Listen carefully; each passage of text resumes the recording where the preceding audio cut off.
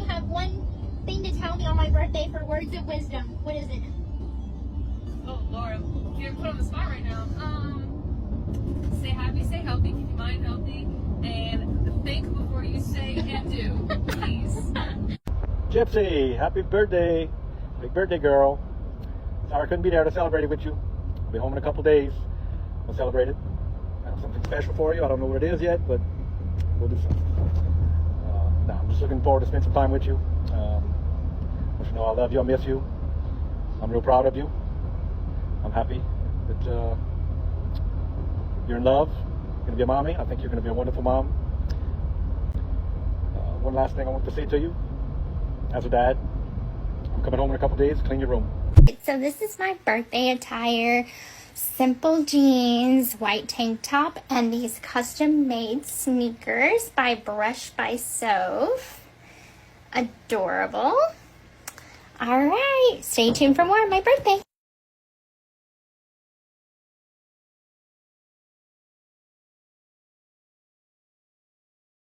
Support group? No, babe. She thought it was a spotlight group. Gypsy didn't just pull up for healing. She pulled up for headlines. I got this from Justice Junction's page, so go check them out. So one of the rarest crossover episodes of Girl, What Are You Doing? Gypsy entered a private support group for people with a rare genetic condition and got called out. People were like, that can't be her. And instead of her saying, hey, I'm just here to learn and connect, she hit y'all with the handwritten.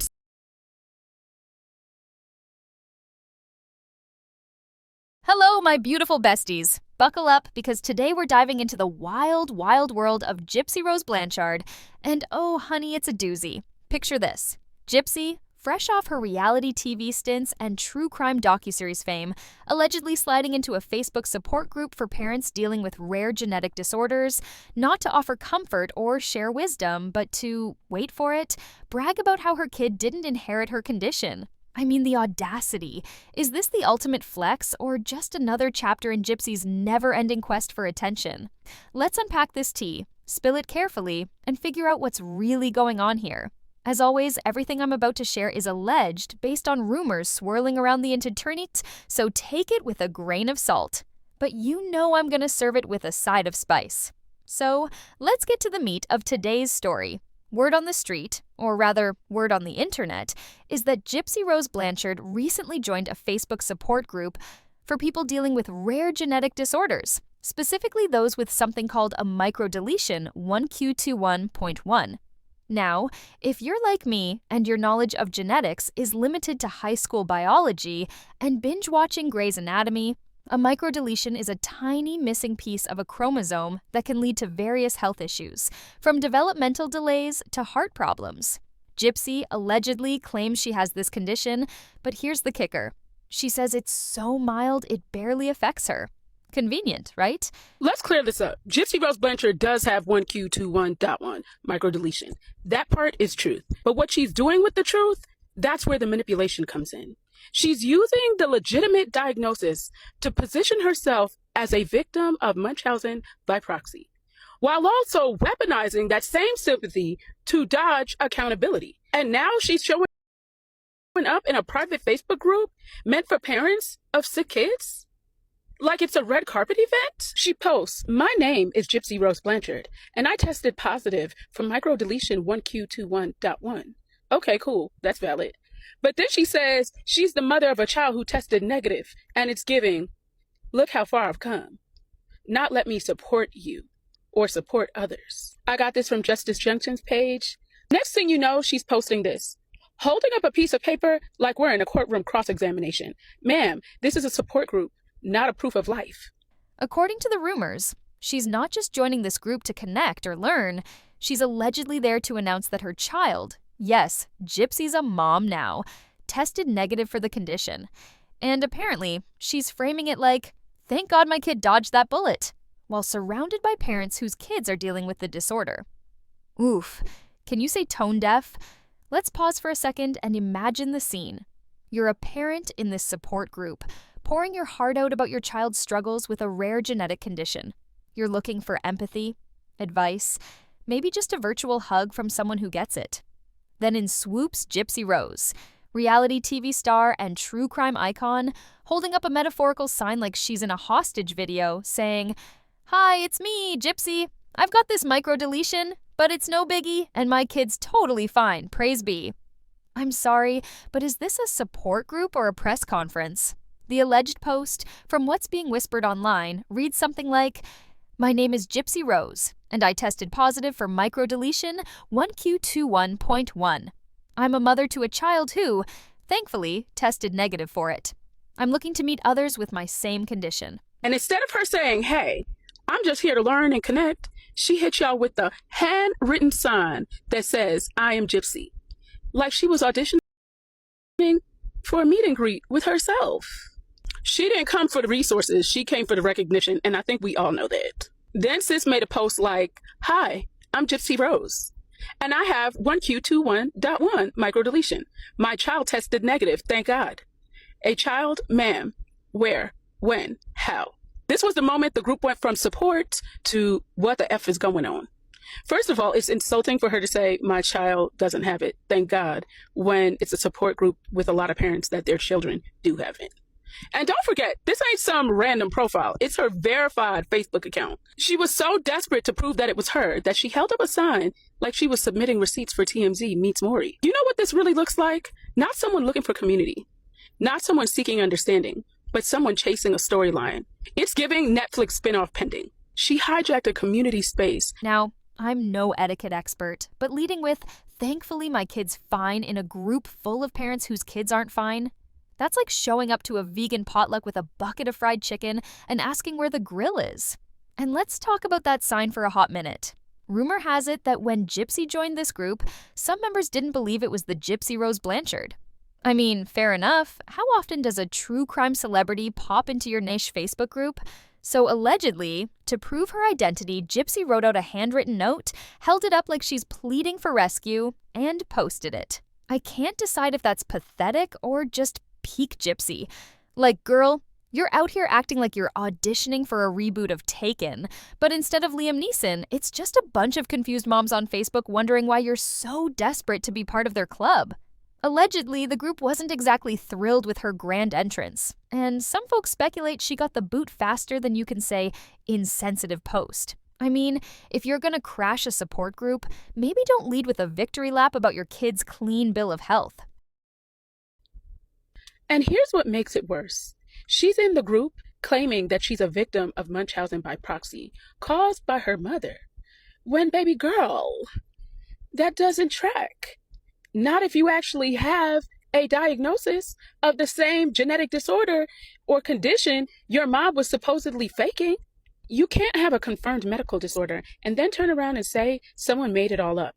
That's not Munchausen by proxy. That's not how that works. You don't get to have a diagnosis and the storyline. And this is where the real harm happens. Because while she's playing both sides of the narrative, real parents in that group are searching for real answers.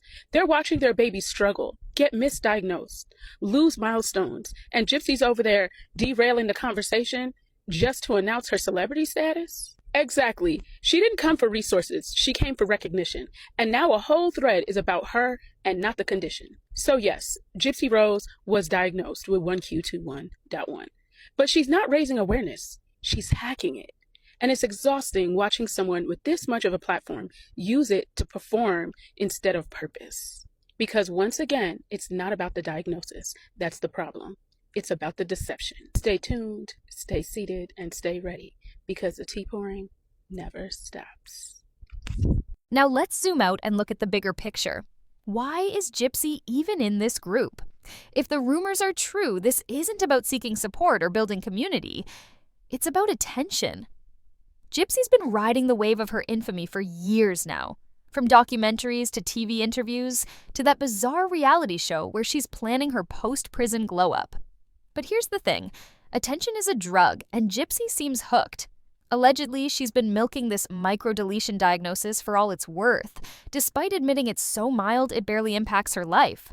So why join a support group? To belong? To be seen? Or is it just another stage for her to perform on? I'm leaning toward the latter, because if there's one thing Gypsy's proven, it's that she knows how to keep the spotlight on her. Let's rewind a bit and talk about this microdeletion claim. According to the gossip mill, Gypsy's been open about having this 1Q21.1 microdeletion, but she's quick to clarify it's mild. Like, so mild it's basically a personality quirk, not a medical condition. This is where my skeptic hat goes back on. Remember, Gypsy's entire backstory hinges on the idea that Dee Dee fabricated or exaggerated her illnesses. So now, years after Dee Dee's gone, Gypsy's suddenly got a rare genetic disorder, and it's just mild enough to give her a talking point, but not so severe that it gets in the way of her influencer lifestyle. Smells like a convenient plot twist to me. I'm not saying she's lying. Again, all of this is alleged, but I'm saying it's awfully convenient that this diagnosis popped up just as her star was rising. It's almost like she needed a new hook to keep the sympathy train rolling. And that's what gets me about Gypsy. She's built this massive platform off the narrative that she was a victim, abused and manipulated by her mother for years. But when people ask her to use that platform for good, to advocate for others who've been through similar experiences, or to raise awareness about actual medical conditions, she allegedly tells everyone to mind their own business. Like, excuse me? You've got millions of followers hanging on your every word, and instead of using that power to help, you're out here hawking vibrating toothbrushes and joining Facebook groups to flex about your kid's health. I'm not saying she has to be Mother Teresa, but maybe don't act like you're above it all when your entire brand is built on people's pity. Gypsy's mouthpiece is at it again. Or is it just her manipulation? So Bree got on here, Gypsy's bestie, to explain a few things. So we all have been talking about how Gypsy disappeared from social media. And Bree wanted to let us know that Gypsy never said she was leaving. Hang on, laptop's open. But she just said she was going private. So she created all new private accounts because she didn't want anybody in on it. She wants to send her life private. She also stated that because Ken and Gypsy are a couple doesn't mean they can't be individuals. Ken chooses not to be private. Gypsy chooses to be private. So that's why Ken took down all of Gypsy's pictures out of respect for Gypsy. Okay, so here's my question to you, Bree. Are you just a crappy friend? Do you not respect Gypsy? Because if Ken, the man she's in a relationship with and allegedly had a child with, I'm still voting for that turkey baster, if he respects and loves her enough to take everything off of his social media that has to do with her, and she doesn't want anything about her life out there, why are you posting it? Speaking of that platform, let's talk about how Gypsy got it in the first place. After her release from prison, the world was fascinated by her story. Documentaries like Mommy Dead and Dearest painted her as a tragic figure, a young woman who endured unimaginable abuse and finally snapped. The public ate it up, and suddenly Gypsy was everywhere. Interviews, TV shows, even a Hulu series dramatizing her life. But here's where I get critical. If we strip away the Munchausen by proxy narrative, what are we left with? A young woman who allegedly orchestrated her mother's murder, not because she was escaping abuse, but because she wanted to live life on her terms. She wanted to be with Nick, she wanted freedom, and Dee Dee was in the way. That's a very different story, and it's one that doesn't quite fit the poor Gypsy image she's been selling. Now, don't get me wrong, I'm not heartless. If Gypsy truly was abused, that's horrific, and no one should have to go through that. But the rumors suggest otherwise, and I can't help but wonder if she's been playing us all along. Think about it. Every move she makes seems calculated to keep her in the headlines. The reality show, the public relationships, the constant updates about her life. She's not just living, she's performing. And this Facebook support group stunt, it's just the latest act in the Gypsy Rose show. Allegedly, she's not there to support others.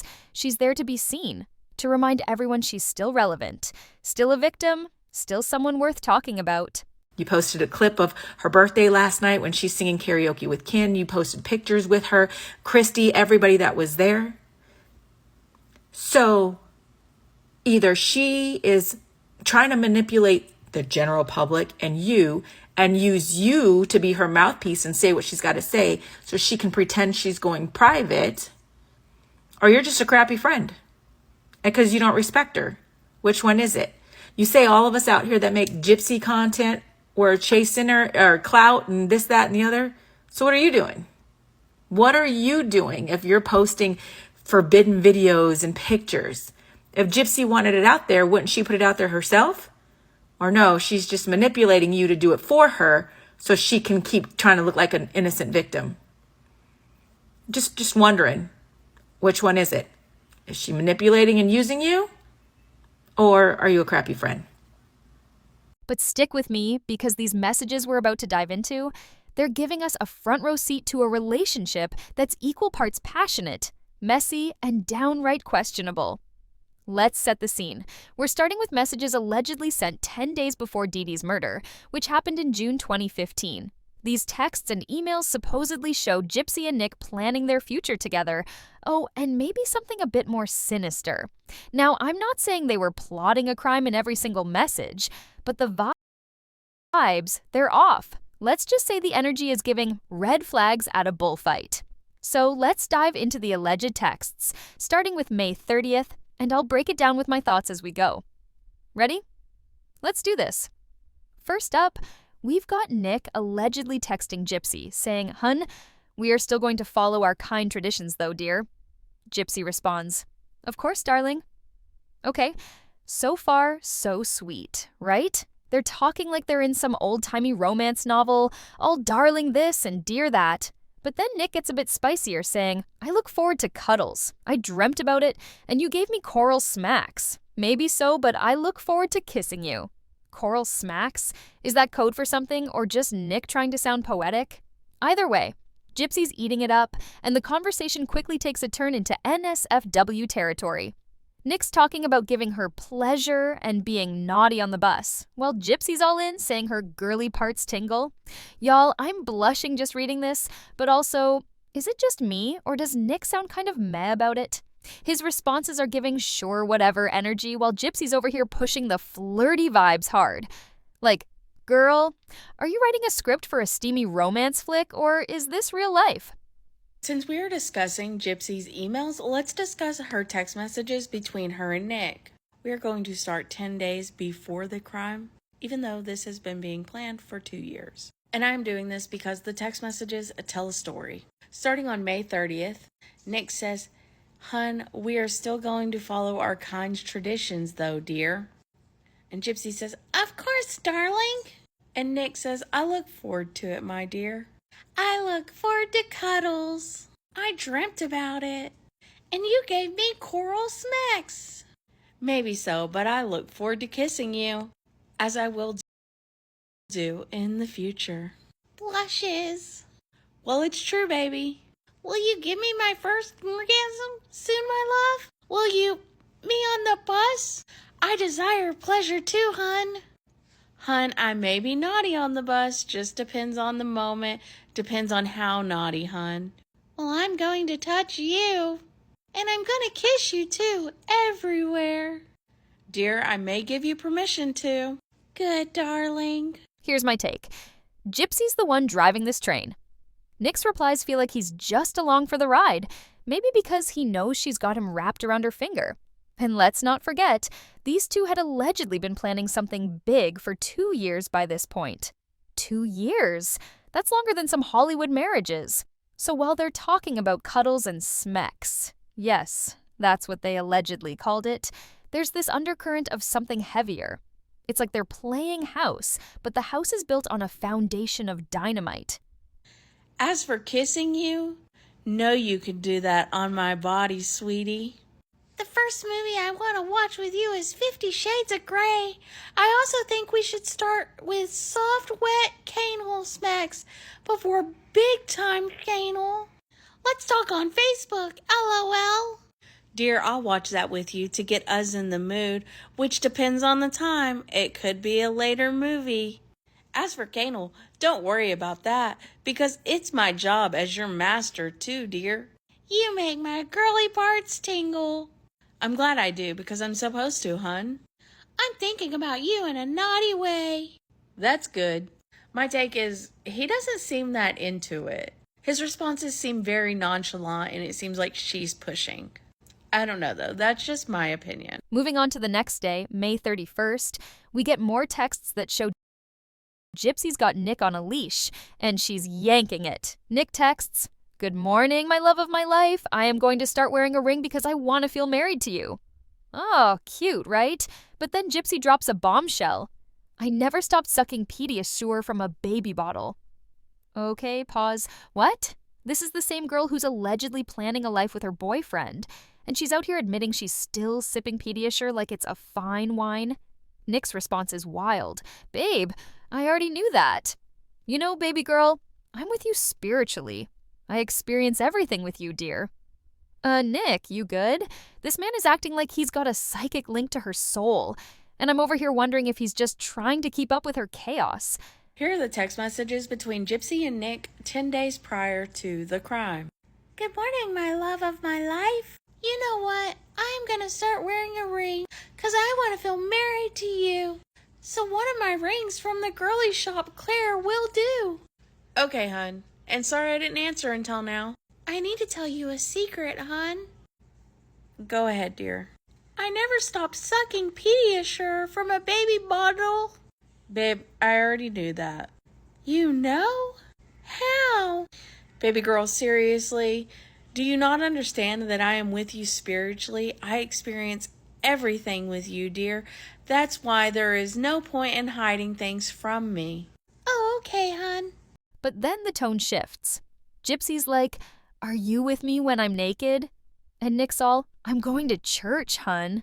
Talk about whiplash.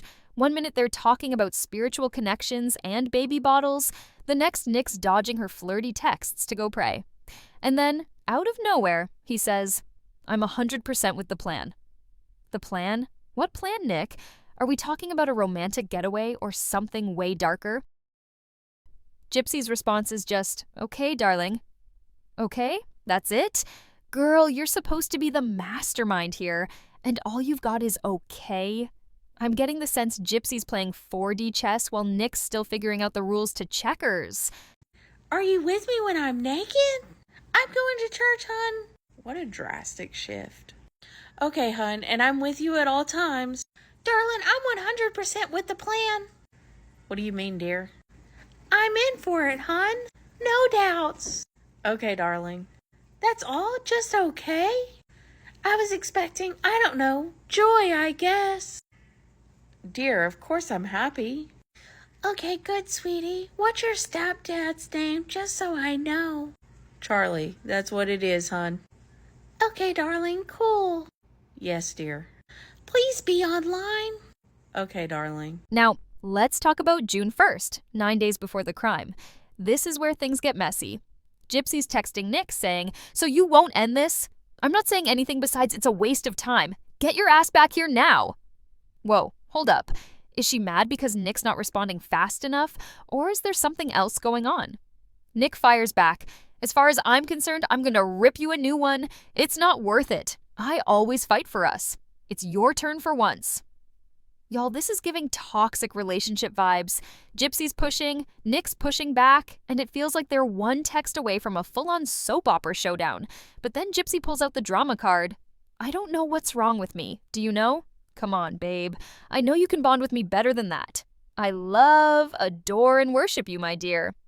Worship? Girl, calm down. This ain't a cult. So you won't end this? I'm not saying anything besides it's a waste of time. Get your ass back here now. As far as I'm concerned, I'm gonna rip you a new one.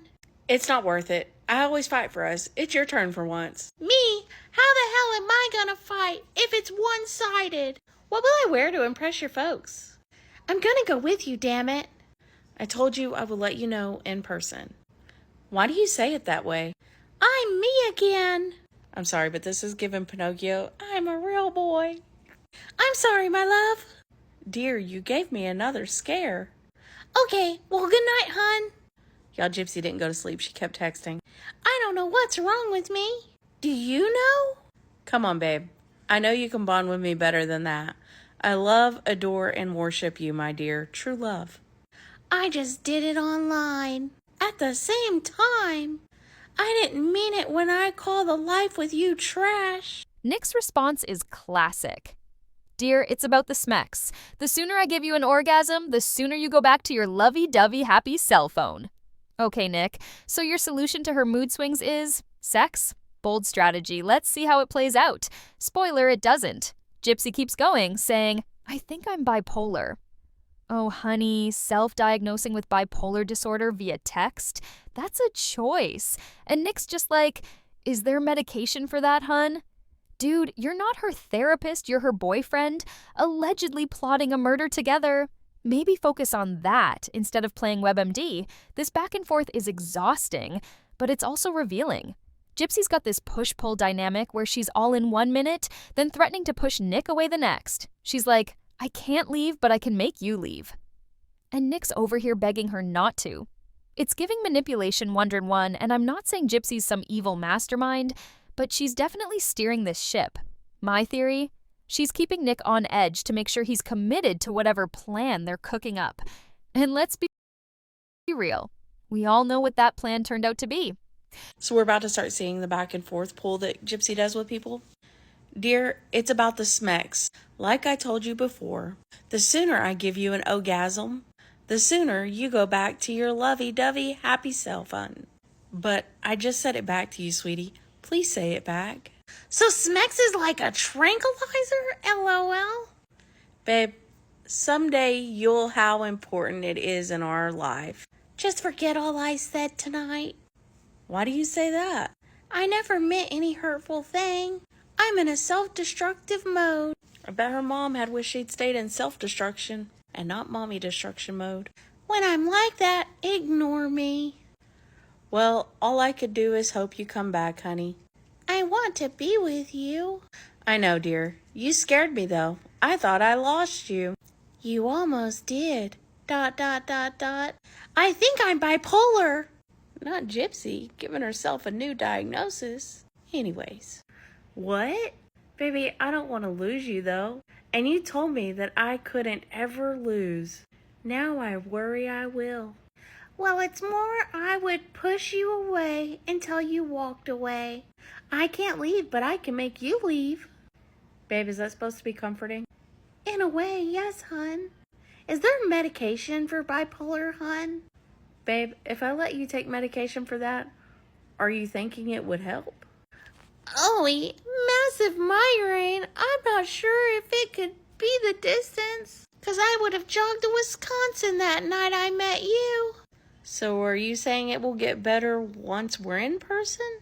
Yes, darling, that's exactly what I'm saying. I also have mood swings, just not severe ones like tonight. Baby, please say it because I'm worried still. And would be nice to be comforted right now. Sweetie, please don't worry. I'm not going anywheres. Well, I'm going with you. But I mean, I'm by your side, hon. The ups and downs will balance out with us being together in person. You know what I want to do after tonight's scare, hun? Have smacks, LOL, nudges your arm. Baby, do you remember the tangle post I gave you a while ago? Of course, hon. You want to hit me with a frying pan? Not Gypsy having a stutter even in text. I want to do that right. Just so you know, you aren't going anywhere. Yes, the tangle post, when we both tied each other up, I wish I could just so you would be stuck with me. You are with a little red string. Kisses your forehead. How, hun? We are tied by our souls and hearts. Ken better watch out, because she called Ken her soully in the emails. I might tie you up in a kinky way. LOL. Honey, I'm warning you, though. You ever give me a scare like that in person, I will tie you up until I'm sure you aren't going anywhere. Because I want to make sure we never part, dear. I won't do it in person. You're all I would have in this life. Hi, sweetie. I got rest and I'm myself again, baby. Fast forward to June 2nd, 8 days before the crime, and things get even darker. Nick texts, I'm 100,000% in. Oh, hon, I'm ready truly. Gypsy's like, why do you say that, baby? And Nick responds, because I finally allowed myself to accept you as my everything. Okay, Nick, you're laying it on thick, but I'm not sure I'm buying it. Gypsy's response, I'm your woman.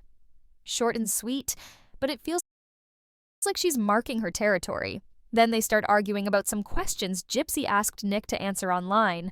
Stuff like, where did we first meet in person? What was your first impression of me?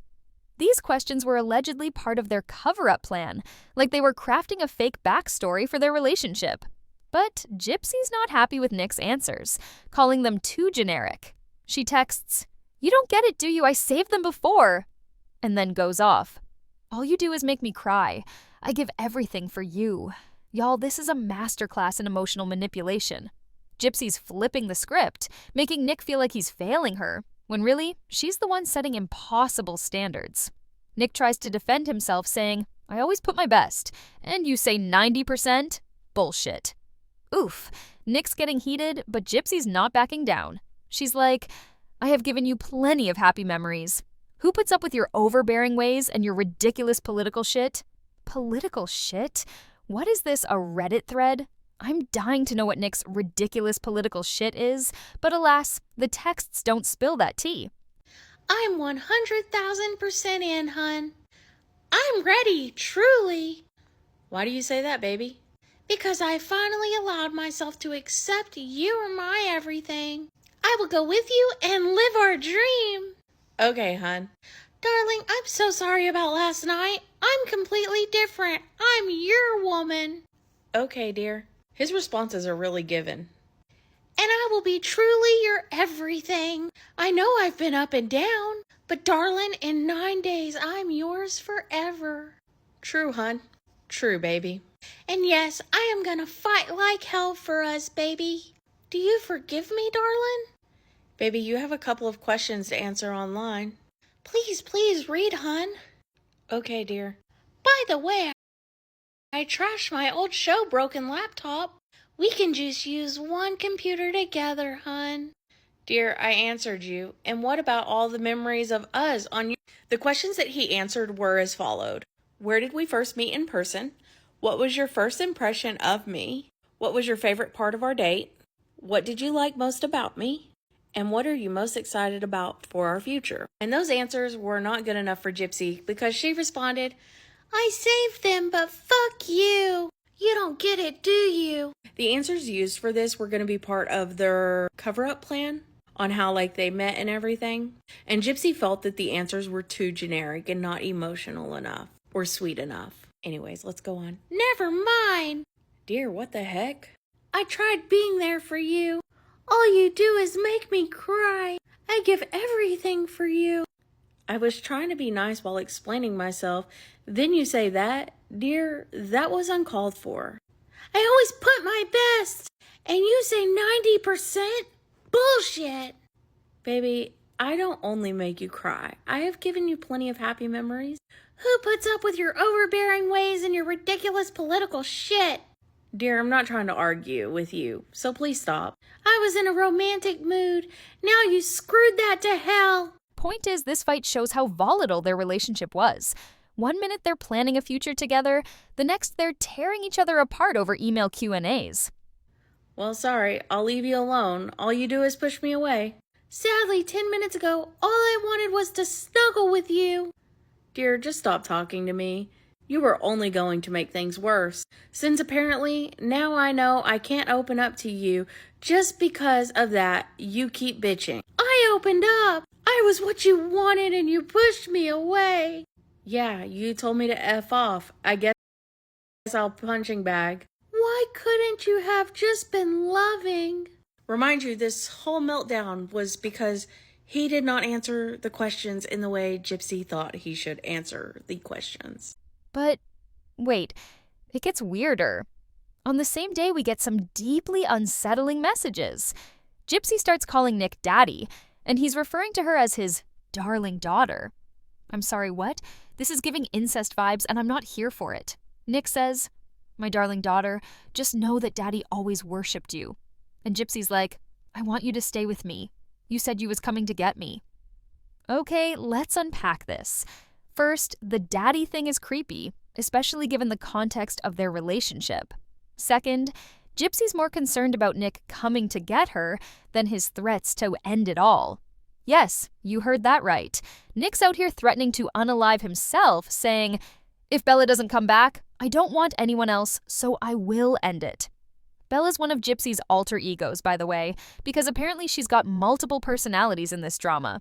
I'm sorry, hon. Look, please don't fight. Just try and understand. I was saying how much I need you, and you basically called me a faker.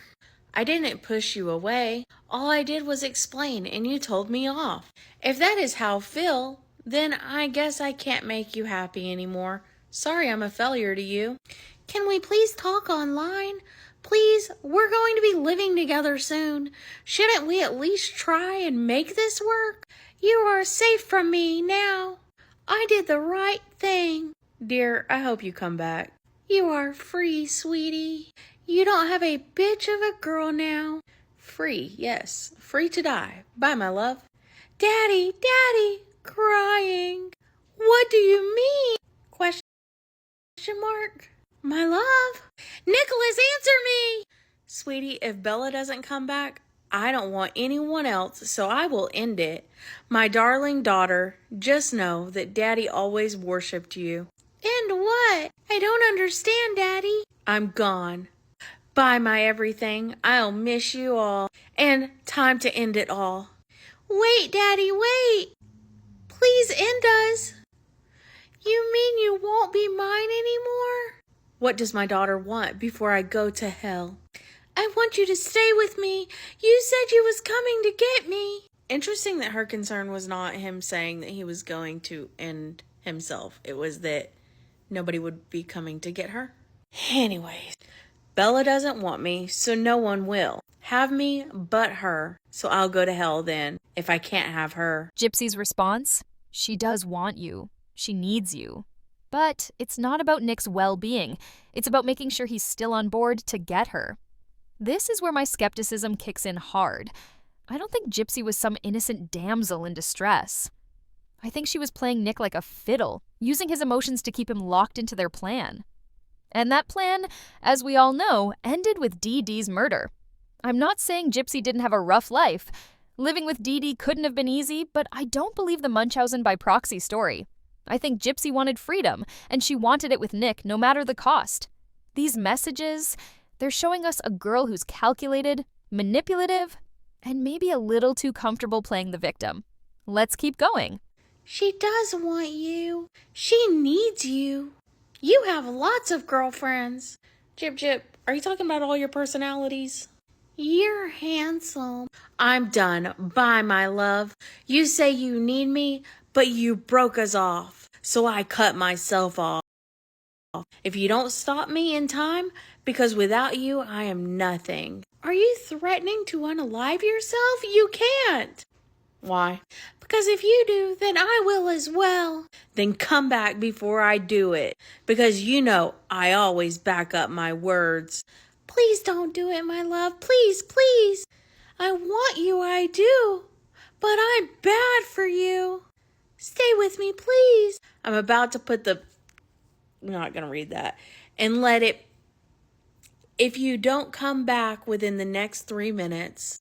I'm here, my love. I'm back. Look, I'm going on Facebook now. Then I'll put the blade away for now. You better get online if you mean what you are saying. Huge kiss for the one I missed. Okay, dear. Sweetie, I hope you are on soon because I am missing you. Darling, I'm missing you too. Just let me take a small nap, okay, baby? XOXOX. Okay, sweetie. Sweet dreams, my darling. Darling, I'm on now, but read a message sent on our joint. It's your cousin. He wants to go fishing. Okay, sweetie. From June 3rd to June 6th, the texts get a bit more mundane, but there are still some gems that raise red flags. On June 3rd, Gypsy's like, I'm sorry I fell asleep last night without telling you goodnight. Nick's cool with it, but then he points out, I've noticed you're on a lot less often than you used to be, dear. Gypsy's quick to explain, saying she's online right now, but the vibe is off. It's like Nick's starting to sense she's pulling away, or maybe she's distracted by something, or someone else. Hi, darling. I'm sorry I fell asleep last night without telling you goodnight. It's all right, hon. I've noticed, though, you're on a lot less often than you used to be, dear. I explained, hun. I'm on right now, baby. Okay, sweetie. The rest of their messages... More on that in a sec. By June 4th, they're back to their usual flirty banter, with Gypsy saying, I had so many schmectual dreams of you last night. Schmectual? Is that her code for sexual, or is she just trying to keep it PG-13? Either way, Nick's into it, saying, you could be in a top-notch schmexual mood throughout our life together, and it wouldn't bother me. Okay, Nick, we get it. You're down for whatever. But then Gypsy throws a curveball. Darling, what color restraints do you want? Black or pink? Restraints? After everything she's been through, you'd think restraints would be a hard pass, but nope, she's all in. And Nick's like, get black, sweetie. Y'all, I'm side-eyeing this so hard. Is this just kinky talk, or is it a metaphor for something darker? Given what we know about their plan, I'm leaning toward the latter. Sending hugs and kisses. Thanks, sweetie. Sweetie. Good afternoon, darling. Good afternoon, sweetie. Oh my God, I had so many schmexual dreams of you last night. Of all different kinds, dear? Yes, darling. Okay, sweetie. Warning, I'm in a very schmexual mood. Did Gypsy have any other mood, though? Honey, you could be in a top-notch schmexual mood throughout our life together, and it wouldn't bother me. Good, darling. You're gonna need the energy. Why do you say that, baby? You pick it, hun. Message for you. Babe, I'm already on. I had to restart my computer, dear. Okay, darling. Darling, what color restraints do you want? Black or pink? I gotta interrupt here. Does anybody else find it weird that she was into restraints after saying her mother had handcuffed her to the bed? Just me, but I feel like that would be a trigger. Dear, we are collecting them, but get black, sweetie. Okay, darling. Then on June 5th, Gypsy drops a bombshell. Say I want to have smacks with a guy before leaving town. Could I? Excuse me? She's planning to meet another guy for smacks. Again with the code words, just days before their big plan goes down. Nick's not thrilled, saying, darling, can we talk online, please? But Gypsy's like, he agreed to meet up. We're going to get coffee at this cupcake place Thursday. Thursday, y'all, is the day after Dee Dee's murder was allegedly planned. So let me get this straight. Gypsy's plotting a murder with Nick, but she's also scheduling a coffee date with some rando. This is giving I'm keeping my options open energy, and I'm starting to think Nick wasn't her endgame. Maybe he was just the means to an end, a way to get Dee Dee out of the picture so Gypsy could live her life on her terms. Honey, I was wondering, say I want to have smacks with a guy before leaving town. Could I? Oh, the hoe is hoeing. It's just curious question, LOL. So I know you're territorial, but I'm being tempted, schmexually. Given all that we know about Gypsy at this point, I feel like she was the one schmexually tempting the other guy. Darling, can we talk online, please? I'm guessing you're napping. I thought you wasn't getting my text, hun. I was. I didn't hear them, though, dear, since my phone was on vibrate. He agreed to meet up. We're gonna get coffee at this cupcake place Thursday, so that will close that. If there's one thing we know Gypsy loves, it's a final goodbye talk. It's a public place, so all good, hun. Dear, still, I told you I will be around in that area of it to make sure he don't do anything, and you have to accept that. Okay, darling. By June 6th, they're discussing logistics, with Nick confirming the bus time and Gypsy mentioning a flogger and an important message. That message, allegedly, is where they start hammering out the details of the crime. I'm not going to read that part verbatim because, frankly, it's too grim, but let's just say it's where the puzzle pieces start coming together. These two weren't just planning a romantic getaway, they were allegedly planning a murder. And these texts show how Gypsy kept Nick hooked with a mix of flirtation, manipulation, and emotional roller coasters. What time does our bus leave Thursday, hun? And this right here is where everybody's theory comes in that Gypsy was never going to leave with Nick. She was trying to leave with somebody else because her mother's unaliving was planned to take place on a Wednesday. And Thursday she was going to meet another guy before they get on the bus. 6:13 p.m., dear. Or I may be off a few minutes, darling. Okay, hun. I found the flogger. That's good news. I miss you, hun, so much. My heart is racing. Why is your heart racing? Because I can't wait to see you. Then we feel mutual, dear. Darling, you have an important message. Okay, baby.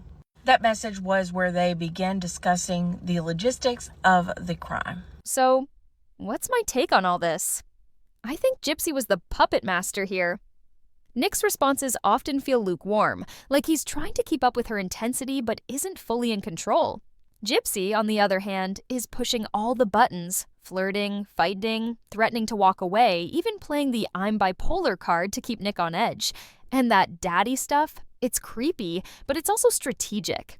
She's using every tool in her arsenal to make sure Nick stays committed to their plan. And let's not forget the coffee date with another guy. That's not the move of someone who's all in with Nick. It's the move of someone who's hedging her bets. Now, I know some of you are thinking, but she was abused. She was a victim. And I hear you, but I'm not convinced. I think Gypsy was done with Dee Dee's control, and instead of finding a legal way out, she took the nuclear option. These messages show a girl who's not just reacting to her circumstances, she's actively shaping them. She's not a damsel in distress. She's a director calling the shots. And Nick, he's her co-star, but he's not the one writing the script.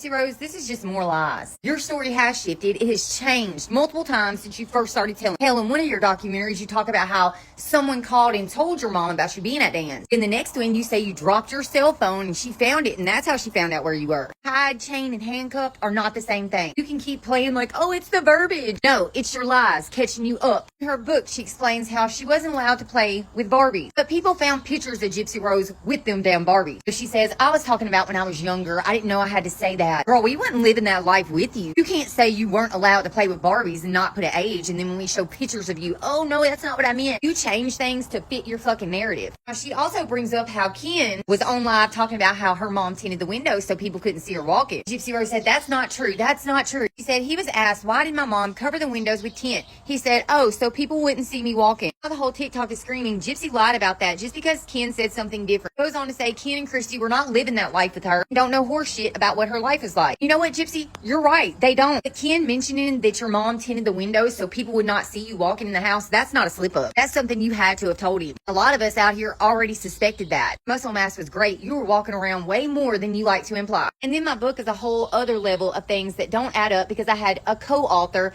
do the formal writing for me. Gypsy Rose says she read through that book 50 times before she released it. And she saw no problems with that book until readers started calling her out. Then, oh, it was because my co-author. Damn, you fucking read the audio book. What are you talking about? The book has a ton of errors that need to be fixed because I didn't put pen to paper and write it myself. Girl, you literally were telling Melissa Moore the events. You Gypsy. What you did do is you let Melissa Moore gas this up. Ultimately, my story is the same. It's just been grinded up by the media and tossed everywhere. Girl, you're the one who put it in the media and had it tossed everywhere. What the fuck are you talking about? This is delusional, girl. But it just shows you she will say whatever to try to control that damn narrative. And blame it on the media when she was the one in them interviews. She was the one in the documentaries. She was the one who put them books out. Gypsy Rose, you grinded your story up, ma'am. This is not all alleged. She said these things. However, it is for entertainment purposes only. My opinion, but I couldn't have got here without you, Gypsy. What do you think? Gossip Squad? Was Gypsy the mastermind, or is there more to this story we're not seeing? Drop your thoughts in the comments, and don't forget to like, subscribe, and hit that notification bell for more tea delivered straight to your screen. Until next time, this is your girl, signing off.